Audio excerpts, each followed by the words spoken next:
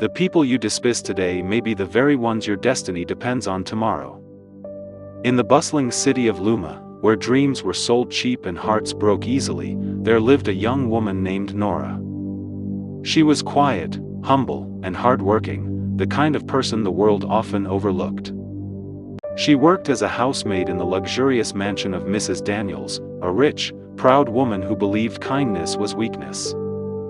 Every morning, Nora would wake before dawn, clean the marble floors, wash the dishes, and prepare breakfast, all before anyone else in the house even opened their eyes.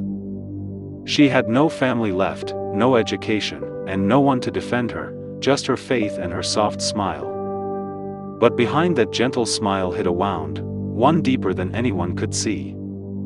Years ago, she had lost her mother in that same city, to the greed and lies of people like Mrs. Daniels. And fate, as if testing her patience, placed her in the service of the same kind of woman her mother once worked for, the kind who would later betray her too. Mrs. Daniels was not alone in her cruelty. Her daughter, Vanessa, treated Nora worse than a stray cat.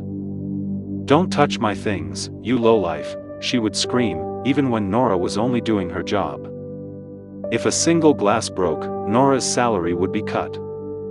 If the meal was slightly late, she would be slapped or humiliated before the guests. But Nora never raised her voice. Instead, she whispered prayers under her breath, saying, "God, give me strength. My day will come." One afternoon, as she was cleaning the backyard, she overheard Mrs. Daniels talking on the phone. "Those orphans are useless," she said. "Their place should be in the gutter, not near decent people." The words burned into Nora's heart, for she was one of those orphans she spoke about. That night, Nora cried silently, not out of weakness, but from the pain of being constantly looked down on. Yet, in that moment of tears, fate was listening. Months passed. One day, while cleaning the living room, Nora found Mrs. Daniels lying on the floor, clutching her chest.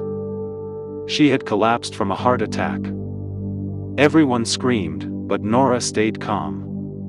She rushed her to the hospital and even paid for the taxi fare with her own little savings.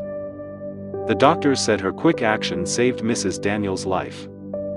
But even after recovery, Mrs. Daniels didn't thank her. Instead, she said coldly, "You did what any maid should do. Don't expect gratitude." Nora smiled sadly.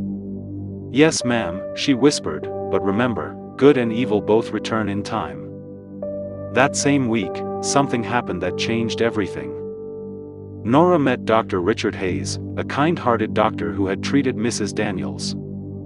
He noticed her calmness, her intelligence, her humility.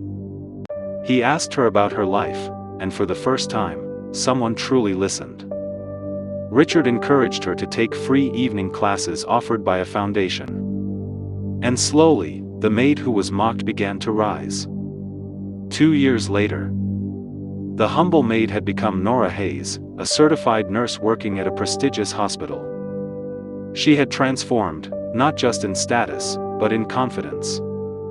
She was still kind, still gentle, but now she stood tall. One fateful day, the hospital received a new patient, a woman in her 50s with a familiar voice.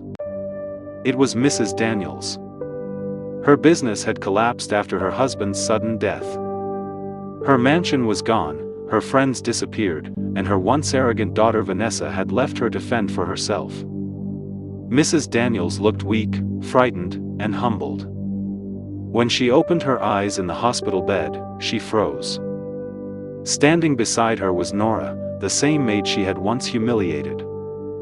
Mrs. Daniels couldn't speak at first. Shame filled her heart. But Nora only smiled gently and said, "Good evening, ma'am. You're in safe hands now."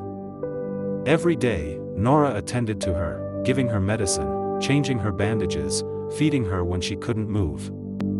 Mrs. Daniels cried silently. She had lost everything, but somehow, the very person she had rejected was now her savior.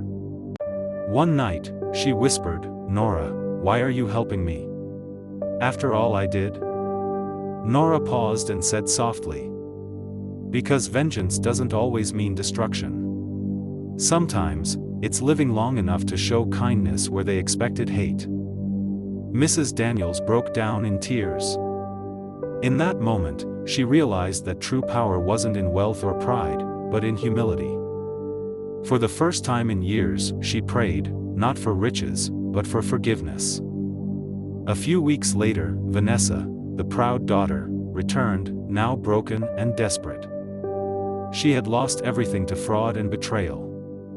Her once beautiful clothes were torn, and her pride was gone.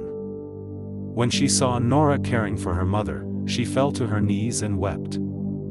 "I don't deserve forgiveness," she said, her voice trembling. "I mocked you, I hurt you, and I treated you like dirt. Yet here you are, saving the only person I have left." Nora looked at her, eyes full of compassion. "Then start by forgiving yourself," she replied softly. "The world teaches cruelty, but life always teaches humility." Vanessa cried harder. For the first time, she saw the strength of the woman she once called weak. And in that hospital room, 3 women, once enemies, found themselves united by pain, forgiveness, and fate. As weeks passed, Mrs. Daniels' health improved, but more than her body, her heart began to heal. She often watched Nora move gently from bed to bed, caring for other patients with the same compassion she once took for granted. One morning, with tears in her eyes, Mrs. Daniels called Nora closer and said, "You've taught me that wealth without kindness is poverty of the soul. I wronged you deeply, and yet you became my blessing." She opened a small envelope and handed it to Nora. Inside was a land document, property her late husband once owned. "It's the least I can do for the woman who reminded me what humanity means," Mrs. Daniels said. Nora was shocked. She accepted it, not for wealth, but as a sign that fate had come full circle. The same hands that once scrubbed Mrs. Daniels' floors now held a deed, proof that grace always outlives cruelty. Years later, Nora turned that land into a rehabilitation home for abused maids and abandoned women, giving others the second chance she once prayed for. The signboard outside read, "Tales of Fate Foundation, where every story deserves a new ending." She often told her story to the women who came broken and afraid, reminding them that no pain is wasted and no wound is forever. And whenever someone asked her, "Why didn't you take revenge?" she would smile and say, "Because revenge dies when love is born again." Fate doesn't punish, it teaches. One evening, as the sun set over the home she built, Nora stood in silence. Children laughed in the garden, women smiled with hope, and peace filled the air. Then a soft child's voice whispered, carried by the wind, "Be kind to every soul, for fate is watching." And with that, Nora closed her eyes and smiled, knowing her story was no longer one of pain, but of purpose.